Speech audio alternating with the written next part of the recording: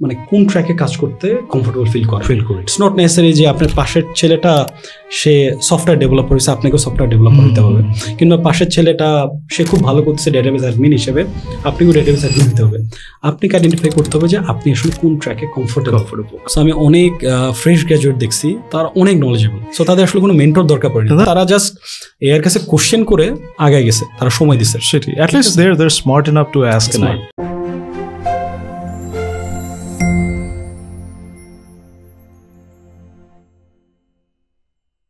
Hello everyone, আমি তৌহিদ, সবাইকে স্বাগত জানাচ্ছি টেকনোলজির আজকের এপিসোডে। আজকে স্পেসিফিকলি এই এপিসোড নিয়ে আমি অনেক বেশি এক্সাইটেড, কারণ আমরা সবসময় ফ্রিল্যান্স, রিমোট জব এই বিষয়গুলো কথা বললেও লোকাল মার্কেটেও যে আসলে বিশাল একটা সম্ভাবনা আছে এবং এখানেও অনেক ভালো লেভেলে ক্যারিয়ার বিল্ড করা সম্ভব, এই বিষয়গুলো নিয়ে আমরা খুব একটা কথা বলি না। এই জন্য আজকে স্পেসিফিকলি আমি আমার গুড ফ্রেন্ড আল ইমরান, যে হচ্ছে ওরাকল বাংলাদেশে সিনিয়র ক্লাউড আর্কিটেক্ট হিসেবে আছেন, আমার মনে হয় যে তার থেকে he's going to be the best guy to guide you and give you an advice on how to build a career. কারণ স্পেসিফিকলি বলতে গেলে আমরা লাস্ট একটা এপিসোড ছিল ক্লাউড আর্কিটেক্ট নিয়ে, যেখানে আমাদের ফয়সল ভাই, বাসুলক ফয়সল ভাই, তিনি উপস্থিত ছিলেন। তিনি অনেক বেশি গাইডেন্স দিয়েছেন এবং তাকে অনেক মানুষ রিচ আউট করেছে টু গেট ফার্দার অ্যাডভাইস যে কীভাবে আসলে বিল্ড করা সম্ভব। তো আমার মনে হলো যে এই এরিয়াতে মানুষের অনেক বেশি আগ্রহ, সো সেখানে লোকালিও কীভাবে ক্যারিয়ার বিল্ড করা সম্ভব, কারণ লোকালি ক্যারিয়ার বিল্ড করলে আপনার ইন্টারন্যাশনাল এক্সপ্লোর করাটা খুব ইজি হয়ে যায়। সো সেখানেই আমি আজকে ইনভাইট করাচ্ছি ইমরান। থ্যাংকস ফর জয়নিং, আমাদের এপিসোডে জয়েন করার জন্য। থ্যাংক ইউ তৌহিদ ভাই। আমাকে তৌহিদ ভাই আমার নেয়ার অ্যাবাউট তার সাথে পরিচয় 10 বছর। তার সাথে প্রথমে অ্যাজ এ নেইবার হিসেবে পরিচয় ছিল, বাট আস্তে আস্তে we became very good friend. So Touhid ভাইয়ের পডকাস্ট আমি অনেক আগে থেকেই দেখি। তো তৌহিদ ভাই যখন আমাকে ইনভাইট করলো, like I don't think twice, I just come. Thank you ভাই। তো এখানে আমার যে শুরুতেই আমার আসলে যেটা যে আমরা সবসময় যেটা করি ইন্ট্রোডাকশনের পাশাপাশি, যে আসলে আপনার শুরুটা কিভাবে? ওকে, সো আমার ক্যারিয়ারের শুরু লাইক মাল্টিপল হিকআপস গেছে আমার লাইফে। সো ব্যাক ইন 2005 আমি ইন্টারমিডিয়েট রেজাল্ট যখন পাবলিশ হয়, আমি রেজাল্ট যথেষ্টই খারাপ করি। সো এই রেজাল্টে তখন পসিবল ছিল না কোনো গভর্নমেন্ট ইউনিভার্সিটিতে অ্যাডমিশন নেওয়া। ইভেন আমার বাবার ফিনান্সিয়াল কন্ডিশনে তেমন ভালো ছিল না যে লাইক কোনো টপ রেটেড প্রাইভেট ইউনিভার্সিটিতে অ্যাডমিশন নেওয়া। সো তারপরের মানে টপ রেটের পরের ক্যাটাগরির ইউনিভার্সিটিতে আমি অ্যাডমিশন নিই। সো উই অ্যাডমিশন নেওয়ার পরও সেখানেও অনেক ভুল ছিল আমার। লাইক আমি যে সাবজেক্টে এনরোল হই এটা ছিল electronics and telecommunication engineering. So after 1 ইয়ার আমি বুঝতে পারছি যে এই সাবজেক্টটা আসলে আমার জন্য না। বাট আমার ওই সাহস ছিল না আমার আব্বাকে বলা যে আব্বা আমি এই সাবজেক্টে পড়বো না, মোরলেস আমি সিএসসিতে পড়তে চাই। সো এইভাবে আমি 4 বছর কাটাই দিই। সো 4 বছর পর যখন আমি জব শুরু করি, সো আমার কাছে তখন টার্গেট ছিল শুধু একটা জব পাওয়া, যে কোনো ট্র্যাকে একটা জব পাওয়া আইটিতে। সো যেহেতু টেলিকম ব্যাকগ্রাউন্ড, রাইট কোনো জব পাচ্ছি না, সো প্রথমে কিছুদিন আইটি সাপোর্টে জব করি। বাই দ্য ওয়ে আমার ফার্স্ট জবটা ছিল ব্র্যাক এনজিওতে। জবটা ডেজিগনেশন অনেক সুন্দর ছিল, ডেজিগনেশন ছিল অ্যাসোসিয়েট সিস্টেম ইঞ্জিনিয়ার, বাট কাজটা আমার পছন্দ ছিল না। কাজটা ছিল Morales IT support, help desk, IT সাপোর্টে হেল্প ডেস্ক। সো 6 মাস থেকে নিয়ার অ্যাবাউট 8 মাস চাকরি করার পর মনে হয়েছে যে আই উইল নট সার্ভাইভ, আর এই জবটা আমার জন্য না। সো লাইক 8 মাস পরে আমি কিছু জব অফার পাই, এর মধ্যে ছিল একটা গার্মেন্টসে অফার। সেই গার্মেন্টসে যে মালিক সে আমাকে বলতেছিল যে ভাই আমি আমার কোম্পানি আইটি অডিট পাস করতেছে না, আপনি তো বেশ ভালো জায়গায় চাকরি করেন, আপনি কি আমাকে হেল্প করতে পারেন নাকি আইটি অডিট পাস করার জন্য? সো তাকে আমি আসলে তখন এক্সপোজ করিনি যে আসলে আমিও তেমন কিছু নলেজেবল না, যে আমি ব্র্যাকে খুব মানে কোর কিছু কাজ করি। সো তার সেটা আমার কাছে মনে হচ্ছে it will be A challenge. তো এগেইন আমি আমার প্যারেন্টসের কাছে যাই, আমার প্যারেন্টস আবার ডিনাই করে যে না ব্র্যাকে চাকরি চাই, তুই গার্মেন্টসে যেতে পারিস না। তো আবার আমি একটা রিস্ক নেই যে না এইভাবে আসলে ব্র্যাকে চাকরি করলে আমি আসলে ক্যারিয়ারে আগাবে না আমার।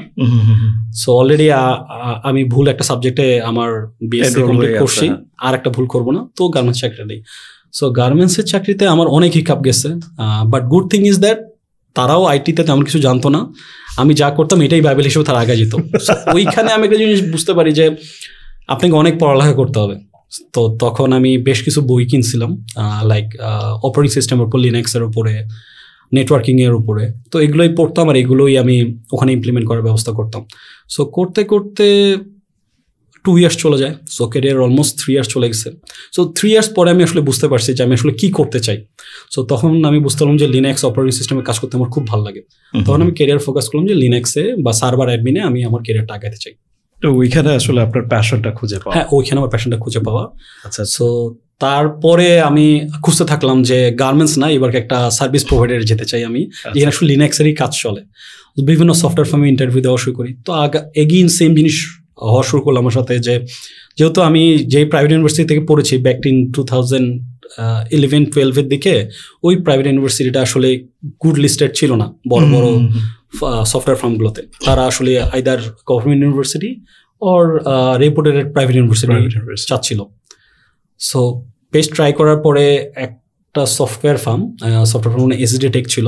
সো সেখানে একটা ওপেন এক্সাম হয়, যে আসো এক্সাম দাও, ইফ এক্সামে তুমি সাকসেসফুল হও আমাদের সিটিও তোমার একটা ইন্টারভিউ নিবে ভার্বালি। সো এখানে যদি তুমি কোয়ালিফাই করো then you can get the job. So they are not checking that which university you are from. ওরা জাস্ট পুরো মেরিটের উপর ডিপেন্ড করে। আচ্ছা। সো ওইটা আমি খুব ভালো করে যাই। সো ওইখানে আমি লিনাক্স অ্যাডমিন হিসেবে জব পেয়ে যাই। জব পাওয়ার পর উইথিন 6 মান্থের মধ্যে আমার যে ম্যানেজার ছিল, সে এখন ওই কোম্পানির সিটিও, সে আমার ফার্স্ট মেন্টর। সে আমাকে অনেক ড্রিম দেখাইছে যে এইভাবে কাজ করা উচিত। সো আমার লাইফে আমি আগে গেছি ওই জায়গাটাতে। 6 মাস পরে আমি জাস্ট সিনিয়র সিস্টেম ইঞ্জিনিয়ার থেকে তারা আমাকে টিম লিড বানায় দেয় লিনাক্স টিমের। ওকে। সো তখন আমি অবশ্য চিন্তা করা শুরু করলাম যে এই যে সফটওয়্যার ফার্ম অ্যাচিভ করলাম, why not the MNC.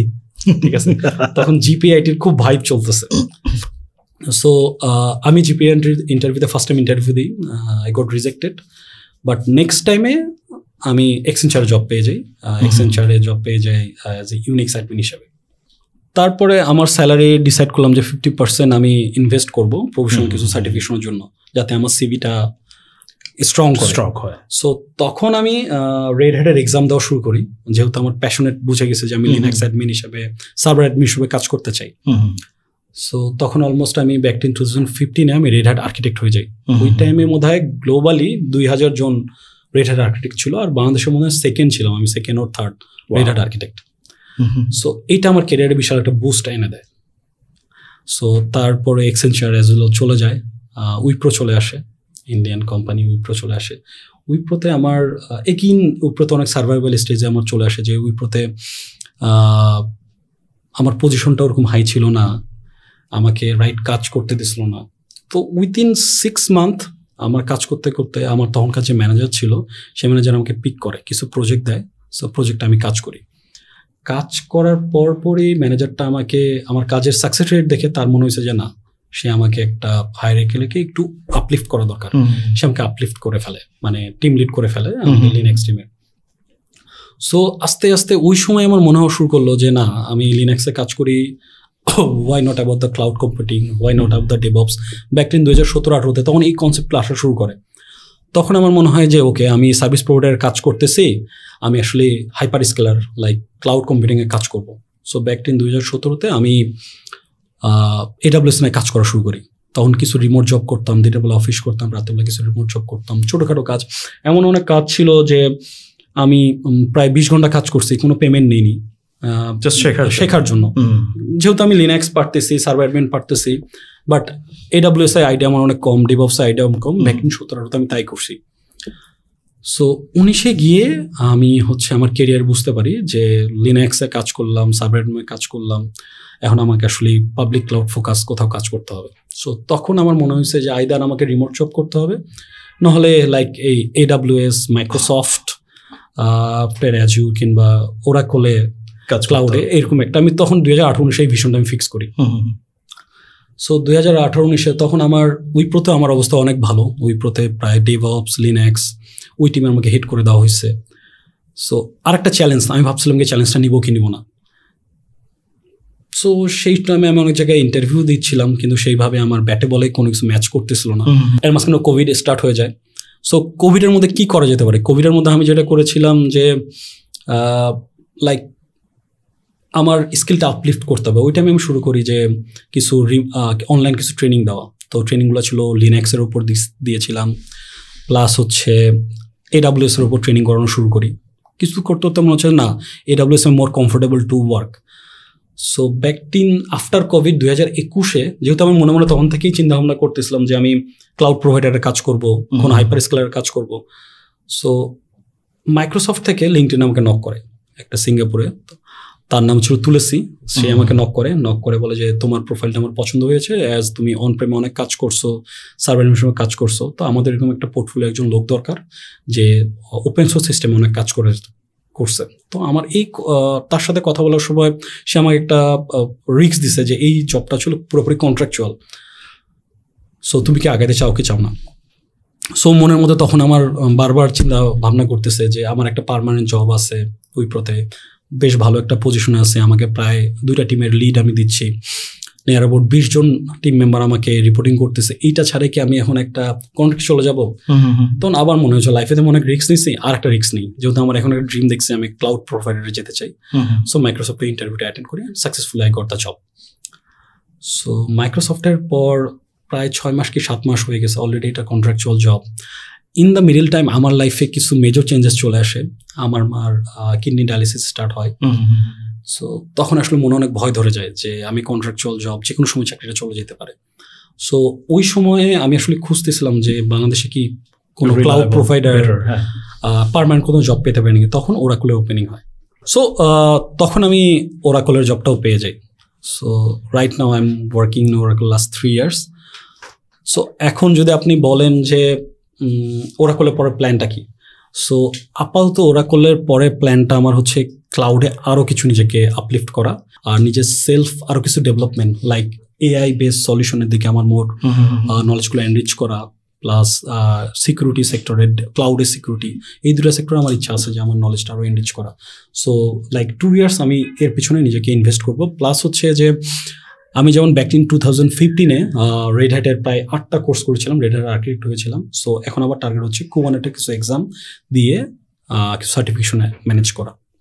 So এবার ভাই আমি তো আমার মতো করে ইন্ট্রোডাকশন দিলাম, বাট আমি জানি যে আপনি এখন ওরাকলে আছেন, আপনার নিজের এখন পজিশন সম্পর্কে যদি একটু বলতেন। ওকে, সো কারেন্টলি আমি ওরাকল বাংলাদেশের সিনিয়র ক্লাউড আর্কিটেক্ট হিসেবে আছি। সো ওরাকলে আমার জেডি বেসিক্যালি ক্লাউড ড্রাইভ দেওয়া, বাংলাদেশের মার্কেটে ক্লাউড ড্রাইভ দেওয়া। সো মোরালেস হ্যাজ আমার এক্সপিরিয়েন্স 14 বছর প্লাস হয়ে যাচ্ছে। আমার জেডিটা basically mix of sales and technical, like আমার বিভিন্ন কোম্পানির টপ লেভেলের সি লেভেলের লোকজনকে আইদার দে আর টেকনিক্যাল আর দে আর নন টেকনিক্যাল, এদেরকে কভার আপ করা, প্লাস হচ্ছে তাদের ক্লাউড জার্নিটা সাকসেসফুল করা। সো টেকনিক্যালি তাদেরকে কনভিন্স করা যে আসলে আপনারা অন প্রেম থেকে ক্লাউডে গেলে কীভাবে বেনিফিটেড হবেন। Even other cloud provider like AWS, GCP, সেখান থেকে আসলে আপনি OCI-তে কীভাবে আপনি বেনিফিটেড হতে পারেন সেভাবে কাস্টমারকে কনভিন্স করা এবং তাদেরকে লোকালি মিটিং করে তাদেরকে আমাদের ক্লাউডে অনবোর্ড করা। সো এখানে আপনি বলতে পারেন যে বিভিন্ন কোম্পানির টেকনিক্যাল অ্যাডভাইজার হিসেবে আমি কাজ করি, যে আসলে কীভাবে তাদেরকে হেল্প করতে পারি ক্লাউডে জার্নিটার জন্য। আমি আপনার কনভারসেশন থেকে অনেকগুলো, যেহেতু আমি পার্সোনাল আপনাকে চিনি, আপনার স্ট্রাগলগুলো যখন আপনি উইপ্রোতে জয়েন করার ব্যাপারে ইনডিসিশন ছিলেন, we used to jug and we used to talk. So but আমার কাছে যেটা খুব ইন্টারেস্টিং লেগেছে আপনার কতগুলো বিষয়, সেটা হচ্ছে যে আসলে আপনি ওই যে আমাদের মধ্যে একটা প্রবলেম থাকে যে আসলে যেই মানে একটা প্যাশন খুঁজে পাওয়া, হ্যাঁ, আমাদের ইয়াং জেনারেশন যে প্রবলেমগুলো হয় যে একটা জবে লেগে থাকে, বাট সেখানে বছরের পর বছর আছে, বাট মানে ওইখান থেকে মুভ করে যে আসলে নিজের ক্যারিয়ার বিল্ড করা বা এর বাইরে গিয়ে আসলে কিছু করা যায় কি না, নিজের কোর্স করে নিজের কোয়ালিটি ডেভেলপ করা, এই জিনিসগুলো আসলে খুব খুব ল্যাকিংস। যেখানে আপনি হচ্ছে যেই যে ডেভেলপ করছেন, প্রতিটা স্টেজে আপনি নতুন নতুন কোর্স করে নিজের স্কিল ডেভেলপ করছেন এবং সেগুলোকে কাজে লাগিয়ে আর এক ধাপ এগিয়ে যাচ্ছেন। এইটা খুবই গুরুত্বপূর্ণ আমার মনে হয়, যে কেউ যদি ক্যারিয়ার বিল্ড করে আরো বেশি ভালো একটা পজিশনে যেতে চায়। সো ভাই এটা আপনি একদম rightly question. So basically first of all হচ্ছে আইডেন্টিফাই করা যে মানে কোন ট্র্যাকে কাজ করতে কমফোর্টেবল ফিল করি। ইটস নট নেসেসারি যে আপনার পাশের ছেলেটা সে সফটওয়্যার ডেভেলপার হয়েছে, আপনাকেও সফটওয়্যার ডেভেলপার হতে হবে, কিংবা পাশের ছেলেটা সে খুব ভালো করতেছে ডেটাবেস অ্যাডমিন হিসেবে, আপনিও ডেটাবেস অ্যাডমিন হতে হবে। আপনাকে আইডেন্টিফাই করতে হবে যে আপনি আসলে কোন ট্র্যাকে কমফোর্টেবল, আপনি আসলে বুঝতে পারতেছেন সরি ওই ট্র্যাকের কাজকর্ম করতে অনেক কমফোর্টেবল, প্লাস হচ্ছে ওই ট্র্যাকের যে লার্নিং প্রসেসটা আছে সেটা আপনি অ্যাকসেপ্ট করে নিতে পারতেছেন। সো ফার্স্ট অফ অল এটা আইডেন্টিফাই করতে হয়। আর হচ্ছে একটা কমন প্র্যাকটিস আছে বাংলাদেশে, যেটা আমার ক্ষেত্রে একটু ডিফারেন্ট। ওরাকল আমার 9 নম্বর জব, ঠিক আছে, আমি এতটুকু বললাম যে ওরাকল 9 নম্বর জব 14 বছরে। বাট প্রথম 3 বছরে, আমার প্রথম ক্যারিয়ারে 3 বছরে প্রায় 4টা থেকে 5টা সুইচ করেছি। আর উইপ্রোতে থাকার সময় আমি বেশ কয়েকটা অফার পেয়ে গিয়েছিলাম। সেই কয়েকটা আমি আসলে অফার নিয়ে হয়তো আমি 1 সপ্তাহ সেখানে জয়েন করার পর তারপর মনে হচ্ছে না ভালো হচ্ছে না, তারপর আবার উইপ্রোতে গেট ব্যাক করছি। এক্সেঞ্চারও ঠিক সেম কাহিনী হয়েছে। সো আমার কাছে কনসেপ্টটা হচ্ছে যে আপনি এক জায়গায় জয়েন করছেন, এটার মানে এটা না যে সেখানে আপনি সাস্টেনই করবেন, লাইক 4 বছর 5 বছর 10 বছর থাকবেন। আপনাকে ডিসাইড করতে হবে যে এখানে আসলে আপনি বেনিফিট হচ্ছে কি না হচ্ছে না। আমার পয়েন্টে আমি কোনো কোম্পানিতে জয়েন করলে লাইক 10 বছর, আমার ক্যারিয়ারে 10 বছর আগে আমি চিন্তা করতাম যে আমার লার্নিং কার্ভ, আমার কতখানি আমি শিখতেছি, এটা আমার ফার্স্ট, যে আমি কতখানি শিখতেছি না আমার কি ভ্যালু অ্যাড করতেছে। সেখানে আমি দেখতাম যে আমি কি পরিমাণ স্যালারি পাচ্ছি। আর থার্ড আমার থাকতে হচ্ছে যে আমার ক্যারিয়ার গ্রোথটা কেমন থাকে। আর এখন যেমন আমার চিন্তা ভাবনা হচ্ছে যে কোম্পানি স্টেবিলিটি কেমন, কোম্পানিতে লং টাইম থাকতে পারবো কি পারবো না, প্লাস হচ্ছে কোম্পানিতে আমার লার্নিংটা কেমন, গ্রোথটা কেমন। হ্যাঁ, এই লার্নিংটা আমি ডিফাইন করি হচ্ছে যে এখন যে টেকনোলজিটা চলতেছে, এখন যেমন এআইটা চলতেছে, আমার কোম্পানিতে আমি এআই নিয়ে কাজ করতে পারতেছি কি পারতেছি না। আর একটা জিনিস আমি আমার ক্যারিয়ারে সবসময় চিন্তা ভাবনা করছি, সেটা হচ্ছে যে আমি যে অর্গানাইজেশনে কাজ করতেছি, আমার টিমটাই কি সেই অর্গানাইজেশনের কোর টিম কি কোর টিম না। লাইক আমি একটা খুব সিম্পল এক্সাম্পল দিই, যারা গার্মেন্টস আছে, গার্মেন্টসে কোর টিম হচ্ছে তাদের প্রোডাকশন, আইটি তাদের কোর টিম না, ঠিক আছে। But whereas IT enable service provider যেমন এক্সেঞ্চার, উইপ্রো, জিপিআইটি, বিভিন্ন সফটওয়্যার ফার্ম, তাদেরকে কোর হচ্ছে আইটি। সো অলওয়েজ আমি কোর টিমের সাথে থেকে কাজ করার চেষ্টা করছি। প্লাস হচ্ছে স্যালারি। সো স্যালারির ব্যাপারটা আমার মাথায় অলওয়েজ আসছে যে আপনি যখন স্কিলফুল হবেন আপনার স্যালারি বাড়তে থাকবে। তো স্যালারি নিয়ে আমার ফার্স্ট এক্সাম্পলটা দিই। আমার ক্যারিয়ার প্রথমে জয়েন করে আমি 10,000 টাকা বেতনে, তারপরে উইথিন 3 ইয়ার্স এইটা বোধহয় 20,000 টাকা হয়েছিল। সো তারপরের 2 বছরে আমার স্যালারি 20,000 থেকে নিয়ার অ্যাবাউট 100K তে হিট করে। সো আসলে সেই 100K টা হিট করে কিভাবে? 100K টা হিট করে because of my knowledge, nothing else. যখন আপনাকে ইন্টারভিউ নেয় আপনি বুঝতে পারবে যে ছেলেটাকে দিয়ে কোম্পানির অনেক বেনিফিট হবে। সো আপনাকে আপনার মতন করে তারা হায়ার করে নেবে, একটা ভ্যালু প্রোভাইড করা। এই সেক্টরে আসলে কাজটা it's not about the only cloud. আসলে ক্লাউড আর্কিটেক্টের আমি যেটা বুঝি সেটা হচ্ছে যে আপনাকে ভাস্ট নলেজ আছে অন প্রেম, হাইব্রিড ক্লাউড, বিভিন্ন system, software development, networking, bit of database, bit of other stuffs, okay, automation. So আপনি যখনই কোনো একটা সলিউশন অন প্রেম থেকে ক্লাউডে নিতে যাবেন বা অন্য ক্লাউড থেকে এখানে, সো কাস্টমারের ল্যান্ডস্কেপের এন্ড টু এন্ড আপনাকে বুঝতে হবে। সো কাস্টমারের ডেটাবেসটা কীভাবে চলতেছে, কাস্টমার নেটওয়ার্কিংটা কীভাবে চলতেছে, কাস্টমারের সার্ভিস স্টেকটা কীভাবে চলতেছে, এই সব ব্যাপারে আপনার মোটামুটি নলেজ থাকতে হবে। তাহলে আপনি তাদের সাকসেসফুলি কাস্টমারকে কনভিন্স করে সেগুলো ক্লাউডে নিতে পারবেন।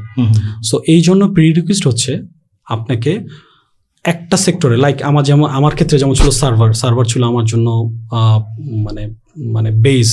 তারপরে আমি নেটওয়ার্কিংটা মোটামুটি বুঝি, ডেটাবেসটা মোটামুটি বুঝি, প্লাস সফটওয়্যার ডেভেলপমেন্ট আমার আর্লিয়ার ব্যাকগ্রাউন্ডও ছিল, এগুলো মোটামুটি বুঝতাম। সো এগুলো নিয়ে আমার এরপরে ক্যারিয়ারটা সার্ভারের ক্লাউড আর্কিটেক্টে বেশ ভালো আমি আগাইতে পেরেছিলাম। আর স্পেশালি লাইক যেহেতু আপনি মোটামুটি সেলসটাও দেখেন, সো ওখানে যেহেতু বিভিন্ন ব্যাকগ্রাউন্ডের মানুষজন বা বিভিন্ন কোম্পানি আসে, সো তাদেরকে বোঝায় এবং বুঝে তাদেরকে আপনার প্রোডাক্টটা সেল করাটা খুব ইজি যদি আপনি তার প্রোডাক্টটা ভালো বোঝেন। অবভিয়াসলি। আচ্ছা, এখানে আমি কয়েকটা এক্সাম্পল দিই। ব্যাক ইন মাইক্রোসফটে আমি যখন রিক্রুট হই, মাইক্রোসফটে আমার 3 মাস গ্রুমিং হয়েছিল যে আমি আসলে সি লেভেলের লোকজনদের সাথে কীভাবে কথাবার্তা বলবো। আচ্ছা, ঠিক আছে।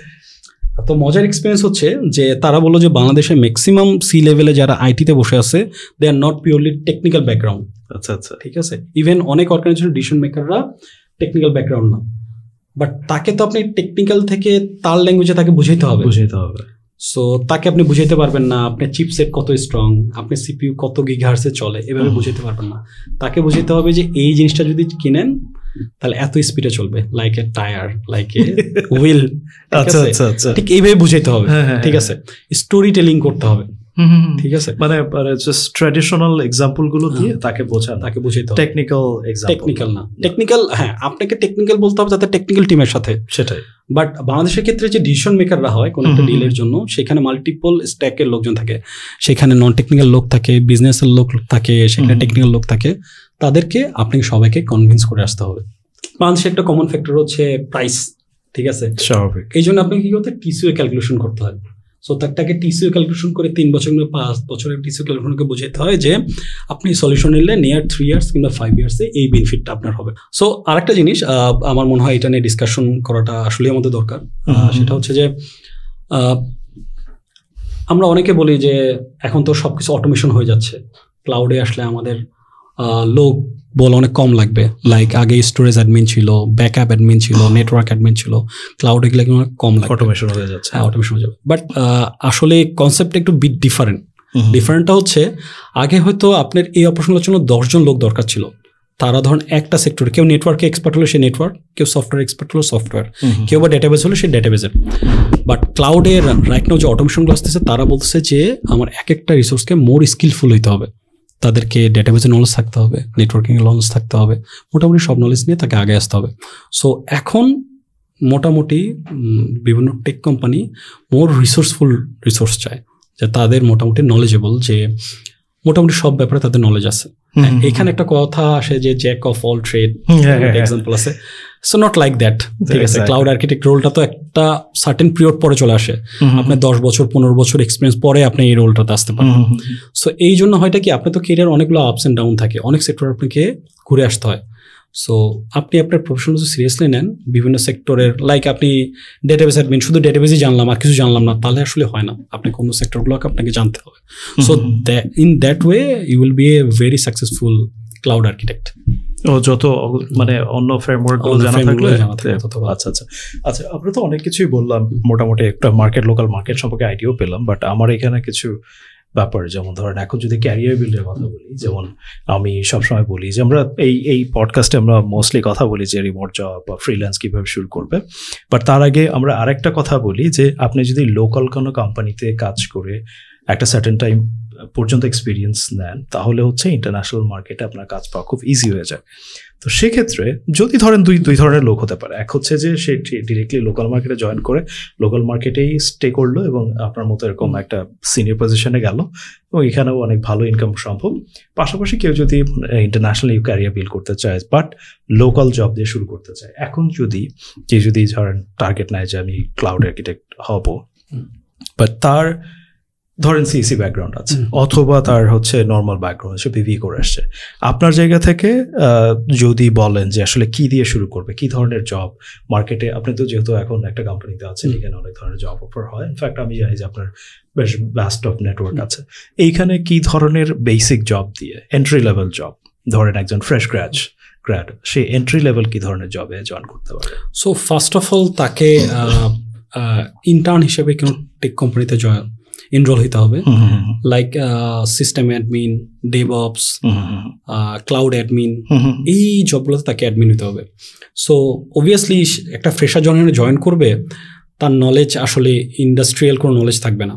সো তাকে কোথাও জব জয়েন করার সাথে সাথে ওর আফটার গ্র্যাজুয়েশন তাকে বিভিন্ন প্রফেশনাল কোর্স করতে হবে। তাকে আইদার রেড হ্যাটের কোর্স করতে হবে, নাহলে ক্লাউডের আছে, AWS আছে, অ্যাজুর আছে, গুগল আছে, ওরাকল আছে, যে কোনো একটার আপনার হচ্ছে ক্লাউডের কোর্সে এনরোল হইতে হবে। সো এই কোর্সে অনেকগুলো স্টেপস আছে। প্রথম হচ্ছে অ্যাসোসিয়েট থাকে, তারপর প্রফেশনাল থাকে। So at the beginning state আমার অ্যাডভাইস থাকবে যে প্রফেশনগুলোতে অ্যাসোসিয়েট লেভেলে অবশ্যই এনরোল হওয়া। তারপর কুবারনেটের অনেকগুলো কোর্স আছে, সেগুলোকে এনরোল হওয়া। So after some time like 3 to 5 years তাকে ওই সময়ে যেটা ভালো চলে, আজ থেকে 5 বছর পর আমাদের টেকনোলজি অনেক র্যাপিডলি চেঞ্জ হবে। সো তখন থাকে যদি মোস্টলি বেসড অন অটোমেশন বা মোস্টলি বেসড অন এআই, সেই কোর্সগুলোকে এনরোল হতে হবে। দেন তার সামনে অপশন আসবে, লাইক আফটার 8 to 10 years তার সামনে অপশন আসবে যে তুমি সলিউশন আর্কিটেক্ট হতে চাও। তো সলিউশন আর্কিটেক্ট অনেকভাবে হওয়া যায়। কেউ ডেটাবেজের সলিউশন আর্কিটেক্ট হয়, কেউ ক্লাউডের হতে পারে, কেউ অ্যাপ্লিকেশনের হইতে পারে।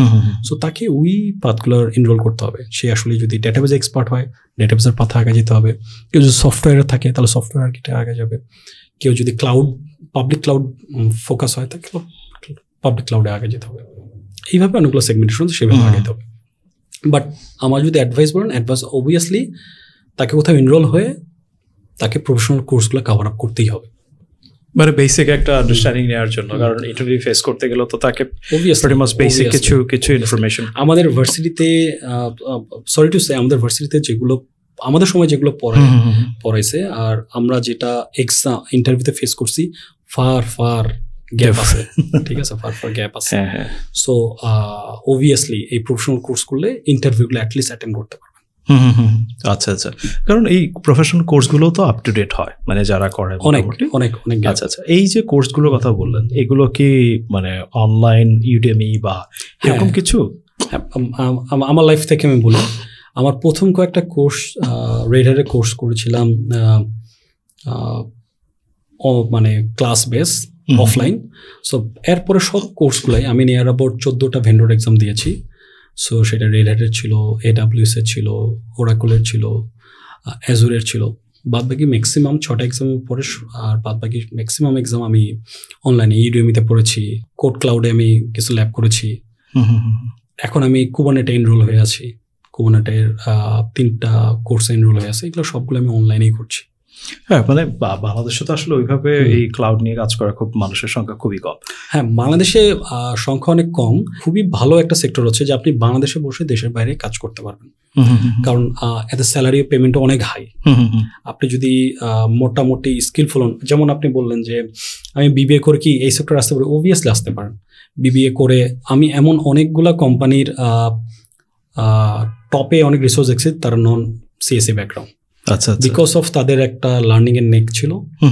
তারা ওই সময় যেই ট্র্যাকে মানে যেই টেকনোলজিগুলো তখন বেশ ভালো চলতো সেগুলো ভালোভাবে তারা অ্যাকসেপ্ট করে নিচ্ছে। যেমন এখন মাইক্রো সার্ভিসের একটা জোয়ার চলতেছে, এখন যেমন কুবারনেটের একটা জোয়ার চলতেছে। এখন যারা এটা খুব ভালোভাবে আয়ত্ত করতে পারবে তারা সামনে আগে যাবে। এআই চলতেছে, এআই নিয়ে যারা ভালো কাজ করে তারা আগে যাবে। এটা খুব সিম্পল একটা। সো ইটস নট নেসেসারি যে আপনাকে অবশ্যই সিএসএ ব্যাকগ্রাউন্ড নিতে হবে। That's very good. কারণ আমাদের দেশে যে প্রবলেমগুলো হয় যে আসলে ক্যারিয়ার বিল্ড করার ক্ষেত্রে প্রপার গাইডেন্সের অভাব, পাশাপাশি প্রপার নলেজের অভাব।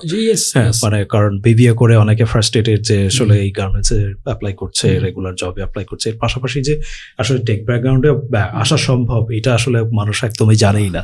আসলে টেকনিক্যাল ব্যাকগ্রাউন্ডটা আসলে আপনি দেশের বাইরে এখন ইন্টারভিউ দেন একটা রিমোট জবের জন্য, আপনি কেউ বদারই না যে আপনি কোথা থেকে গ্রাজুয়েশন করছেন বা কোন সাবজেক্টে করছেন। আপনাকে কিছু ল্যাব এক্সাম দিবে, ল্যাব এক্সামগুলো পাস করবেন, পাস করার পরে ওরা আপনাকে একটা ইন্টারভিউ নেবে, ইন্টারভিউ নিয়ে সিলেক্ট করবে আপনি পারবেন কি পারবেন না। ঠিক আছে, সো নট নেসেসারি আপনাকে কোনো লাইক টেকনিক্যাল কোনো ব্যাকগ্রাউন্ড থেকেই আসতে হবে। তো আমার মনে হয় যে যদি এখন স্পেশালি লাইক যারা স্টুডেন্ট আছে, পড়াশোনা করছে, পড়াশোনার পাশাপাশি কিছু করতে চায়, যে ঠিক আছে আমি টেক ব্যাকগ্রাউন্ড বা টেকের দিকে একটু ইন্টারেস্টেড, বা অনেকেই থাকে না, যেমন আপনি বললেন যে আমার একটা হয়তো বিবিএ করতেছে বাট ওর প্যাশনটা হচ্ছে টুয়ার্ডস আইটি, অথবা সে চিন্তা করলো ঠিক আছে বিবিএ করে আমার মনে হয় না খুব বেশি কিছু করা সম্ভব, তাহলে আমি আমার ট্র্যাকটাকে আইটির দিকে নিতে পারবো কিনা। সেক্ষেত্রে আমার মনে হয় যে এখন থেকেই টেক নিয়ে স্টাডি করা, ছোট ছোট কিছু কোর্স করা, পাশাপাশি মানে যদি ইউটিউবেও প্রচুর ভিডিও এখন পাওয়া যায়, হ্যাঁ প্রচুর ম্যাটেরিয়ালস পাওয়া সম্ভব। আমি একটা এক্সাম্পল দিই এখানে। এক্সাম্পলটা হচ্ছে যে আগে লার্নিং প্রসেসটা অনেক কঠিন ছিল। লাইক হচ্ছে আপনাকে বই কালেক্ট করা লাগতো বিভিন্ন জায়গা থেকে, তারপর আসলে অনলাইনে আপনি পড়ালেখার জন্য বেশ কষ্ট করতে হতো, কোন সাইট থেকে কি না হবেন কি। এখন যখন এআই চলে আসছে, এখন লার্নিং প্রসেসটা অনেক ইজি হয়ে গেছে। আপনি তাকে যদি এআইকে জিজ্ঞাসা করেন যে আমি এটা জানতে চাই কি করবো, ও আপনাকে বেস্ট ওয়ে বলে দিবে এটা পড়বেন। সো আমি এমনও বাই দ্য ওয়ে আমি অনেক জায়গায় ইন্টারভিউ নেই, আমাকে পার্ট টাইম ইন্টারভিউ নেওয়ার জন্য ডাকে।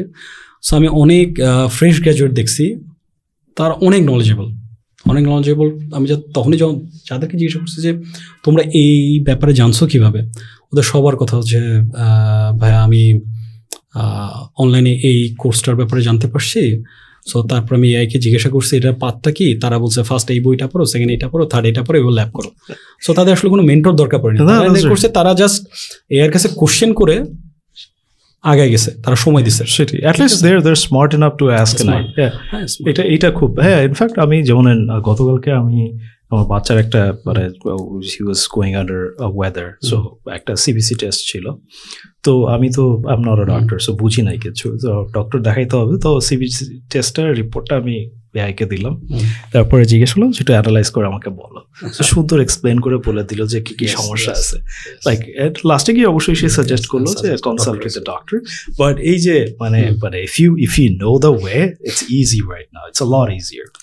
হ্যাঁ, তো it's a very good suggestions. এখন আরেকটা কথা, যেহেতু আমরা টাকার ব্যাপারটা অনেক সময় আসে এবং ইনফ্যাক্ট মানে আন্ডারস্ট্যান্ডিং যে ঠিক আছে আমি যদি ক্লাউড আর্কিটেক্টে ক্যারিয়ার বিল্ড করতে চাই, তো সেক্ষেত্রে আসলে স্যালারি স্ট্যান্ডার্ড কেমন বাংলাদেশে, যেমন লোকাল মার্কেটে, রাইট, যেহেতু আমরা লোকাল মার্কেট নিয়ে কথা বলছি, সো এখানে কেউ যদি শুরু করতে চায় অ্যাসোসিয়েটস, হয়তো এখানে খুব বেশি স্যালারি পাওয়া সম্ভব না, যদি অ্যাসোসিয়েটস থেকে আপনার মতো লেভেলে আসে যে cloud architect, senior cloud architect হিসেবে কাজ করে, অ্যাসোসিয়েটস হিসেবে কত স্যালারি, আর একটা বাংলাদেশের মার্কেটে একটা সিনিয়র ক্লাউড আর্কিটেক্টের স্যালারি কত হয়? ওকে, সো এটার অ্যান্সারটা বিট একটা স্ট্রেট অ্যান্সার নেই, না 100% একটু ঘুরাই দেওয়ার চেষ্টা করি। প্রথমত হচ্ছে যে ক্লাউড আর্কিটেক্টেরও বেশ কয়েকটা লেভেল আছে, এন্ট্রি লেভেলের আছে, মিড লেভেল আছে, সিনিয়র লেভেল আছে। সো এন্ট্রি লেভেলে যদি দেশের বাইরে চিন্তা করেন তাহলে ইজিলি $2,000 থেকে $4,000 আপনি পাবেন, ইজিলি পাবেন, মানে এটা রিমোট জব হিসাবে। আচ্ছা আচ্ছা। প্লাস হচ্ছে একটু মিড লেভেলের আপনি স্যালারি আপ টু $5,000 পেতে পারেন। আর বাংলাদেশের পার্সপেক্টিভে যদি বলেন, বাংলাদেশের পার্সপেক্টিভে আসলে ক্লাউড আর্কিটেক্ট এন্ট্রি লেভেলের নাই, একটু মিড সিনিয়র মিড থেকে শুরু হয়। এন্ট্রি লেভেল আসলে বাংলাদেশে মার্কেটে এটা গ্রো করেনি এইভাবে। সো একটু মিড সিনিয়র হইলে স্যালারি 3 লাখ প্লাস। সো আমি আমার কথা যদি বলেন রাইট নাও তো ওরাকলে আছে, আমি এটা বেশ কমপ্লায়েন্স, খুব বড় একটা কমপ্লায়েন্স ইস্যু আমি বলতে পারবো না, বাট একটা রেঞ্জের কথা বলি। আমি ব্যাকড ইন 2020-এ নিয়ার অ্যাবাউট 3 লাখ পেতাম। 2020 আমি, এখন 2025 আর প্লাস হচ্ছে আপনি ক্লাউড আর্কিটেক্ট যখন হবেন তার আগে তো আপনার ভাস্ট অফ নলেজ বিভিন্ন সেক্টরে থাকবে। So there is option for consultancy. So আপনি কোথাও যদি কথাবার্তাও বলেন, সো বেশ ভালো রেমুনারেশন পাবেন। It's near about 2 to 3 lakh আপনি পাবেন। আপনি কোথাও একটা টেকনিক্যাল প্রতি মাসে জাস্ট কনসালটেশন করে এরকম পাবেন। ঠিক আছে। সো নলেজ, আপনি নলেজেবল হবেন, এটা নলেজ ইজ পাওয়ার, এটা ক্যাশও করতে পারবেন। ঠিক আছে, হ্যাঁ এটা ক্যাশও করতে পারবেন। আচ্ছা, এটার একটা এক্সাম্পল দিই আমি। কিছুদিন আগে একটা বিল্ডার্স ওখানে গেছিলাম, সো ফ্ল্যাট কেনার ব্যাপারে কথাবার্তা চলতেছিল। আচ্ছা আচ্ছা। সো তাদেরকে জিজ্ঞাসা করলাম যে আসলে কারা আপনার কাছ থেকে আমি ফ্ল্যাট কিনতেছে। এখন তো ইয়াও নেই, মানে রাজনৈতিক লোকজনও নাই, চলে গেছে, অবৈধ টাকা নাই। তখন বলতেছে যে আমাদের টার্গেটেড অডিয়েন্স হলো আইটি গাই। ঠিক আছে, তাদের টার্গেট অডিয়েন্স আইটি গাই, তো আইটি গাইয়ের কাছ থেকেই তারা টাকা পয়সা পাচ্ছে, সলিড টাকা। ঠিক আছে, তাহলে বুঝতে পারছেন ইটস নট অনলি মি, তার মানে আরো অনেকেই আছে, অনেকেই। এটা ভেরি ট্রু। ইনফ্যাক্ট আমি যেহেতু মানে রিয়েল এস্টেট নিয়ে কাজ করি, তো আমি অস্ট্রেলিয়ান মার্কেটে রিয়েল এস্টেট নিয়ে কাজ করি, এবং আমরা যেহেতু বাড়ি বিক্রি করি, কমার্শিয়াল স্পেসও বিক্রি করি, আমাদের অলমোস্ট প্রায় ওভার 70% কোথাও হচ্ছে আইটি প্রফেশনালস বাড়ি কেনা, because they have a stable job এবং stable earning. So most of the cases primary রেসিডেন্সের পাশাপাশি they buy an investments. So দেখা যায় যে মানে বাংলাদেশেও এখন আইটি একটা ভালো স্টেবল একটা ইয়ে চলে আসছে। তো সেক্ষেত্রে মানে প্রিটি মাচ সবারই একটা টার্গেট গোল হচ্ছে যে এই আইটি ইন্ডাস্ট্রির ছেলেপেলে। সো আমি বেশ কিছু কোম্পানিতে ইন্টারভিউ বোর্ডে থাকি রিক্রুটমেন্টে।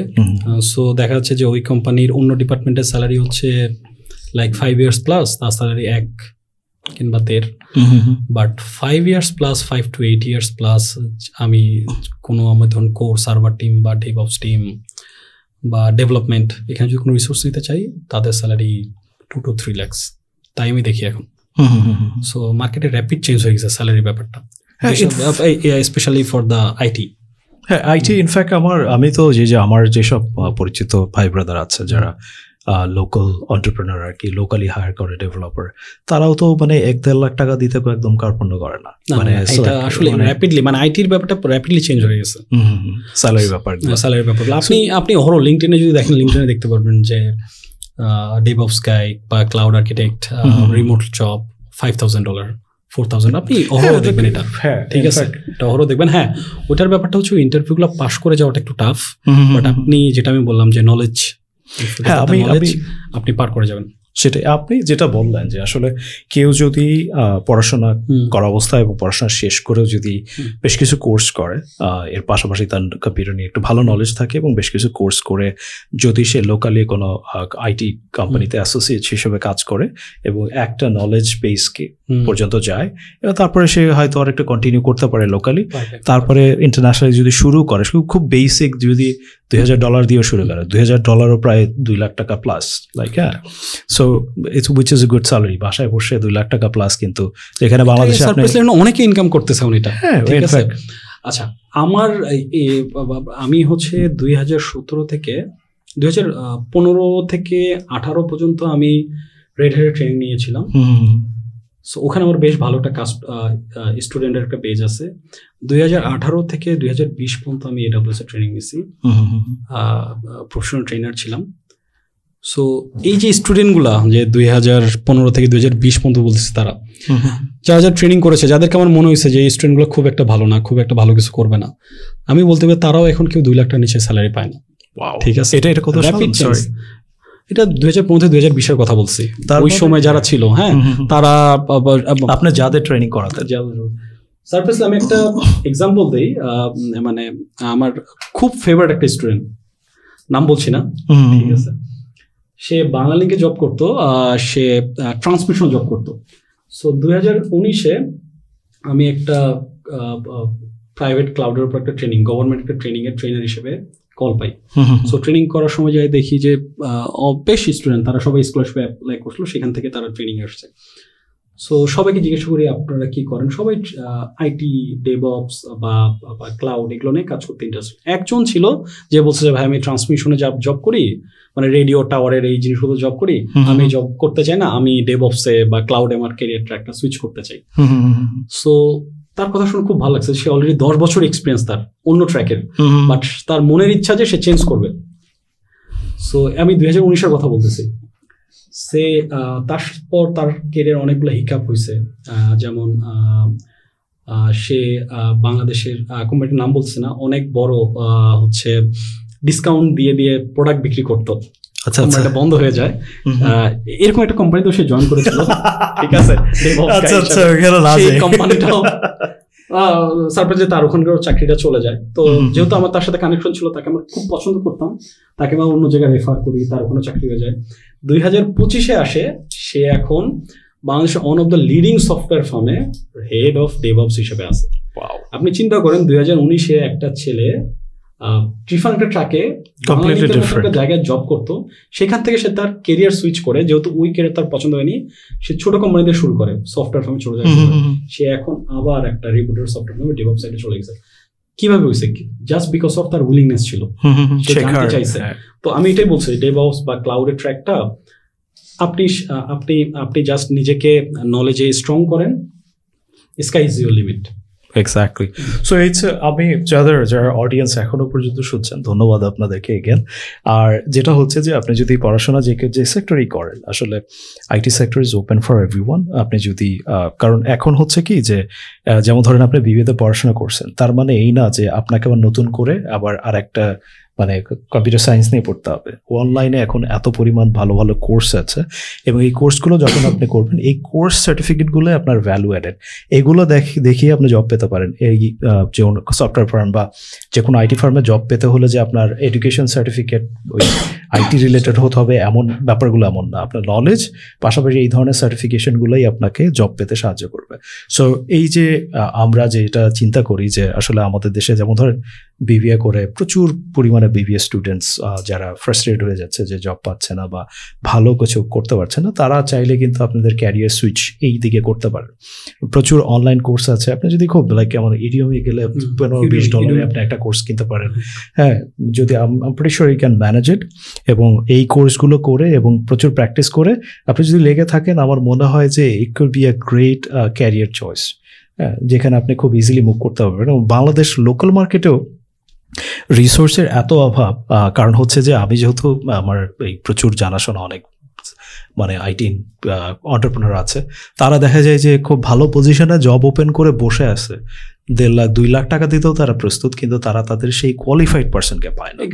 হ্যাঁ, সো ওই জায়গাটা যদি আপনি নিজে থেকে একটু পরিশ্রম করেন, লেগে থাকেন, এন্ট্রি লেভেল একটা জবে ঢোকেন, ইন্টার্ন হিসেবে ঢোকেন, এবং প্রত্যেকটা জায়গাতেই, যেমন ধরেন যদি ইমরানের কথা বলি আমি, হি স্টার্টেড, কারণ ওর কিন্তু পড়াশোনা আমি যতদূর জানি সেই মানে ঢাকা শহরের বাইরে, ইন্টার পর্যন্ত পড়ে তারপরে হচ্ছে খুব একদম বেসিক একটা প্রাইভেট ইউনিভার্সিটি, যেটা মানে বলার নাম মেনশন করার মতো না, সো এরকম একটা ইউনিভার্সিটিতে পড়াশোনা করে এসেও কিন্তু সে এখন ওরাকল বাংলাদেশ লিডের একটা ফার্মে আছে, যেখানে সিনিয়র ক্লাউড আর্কিটেক্ট। সো আপনি চাইলেও কিন্তু আসলে সম্ভব, সেই সম্ভবের জায়গাটা করা সম্ভব কীভাবে, লেগে থাকা এবং খুব প্যাশনেটলি লেগে থেকে একটা সময় পর্যন্ত পরিশ্রম করতে হবে, একটা সময় পর্যন্ত আপনাকে খুব স্ট্রাগলের মধ্যে যেতে হবে। এই স্ট্রাগলটা যদি আপনি মেনে নিতে পারেন, লেগে থাকতে পারেন, তাহলে আপনাকে থামিয়ে রাখতে পারবে না। সো এইটা হচ্ছে বড় বিষয়। ইনফ্যাক্ট আমি জলজান্ত উদাহরণের সেম জব, রাইট?